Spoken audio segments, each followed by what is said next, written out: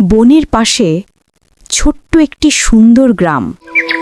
চারদিকে পাখির ডাক, হাওয়ার মৃদু ছোঁয়া, আর গ্রামের মানুষগুলো অত্যন্ত সহজ সরল এবং ভীষণ ভালো। এই গ্রামেই থাকত একজন ছেলে, নাম তার রাজু। সেদিন একটি জরুরি কারণে তাকে শহরে যেতে হয়েছিল, কিন্তু শহর থেকে ফেরার সময় অনেক রাত হয়ে গেল।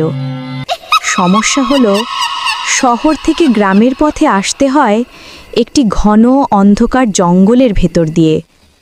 এত রাতে সেই জঙ্গলের ভেতর দিয়ে হাঁটা রাজুর কাছে ছিল ভয়ঙ্কর। তার হাতে ছিল একটি ছোট্ট টর্চ লাইট। সে টর্চ জ্বালিয়ে এদিক ওদিক তাকাচ্ছিল। বাতাসে অদ্ভুত শব্দ ভেসে আসছিল, পাতার খসখস, দূরে কোথাও অজানা ডাকে প্রতিধ্বনি। রাজু ধীরে ধীরে হাঁটছিল। হৃৎপিণ্ডের ধুকধুক শব্দ যেন নিজেরই কানে শোনা যায়। আর ঠিক তখনই জঙ্গলের গভীর থেকে একটা অচেনা শব্দ শোনা গেল। রাজু থেমে গেল, চারদিকে তাকালো। শুধু অন্ধকার আর অদ্ভুত নীরবতা।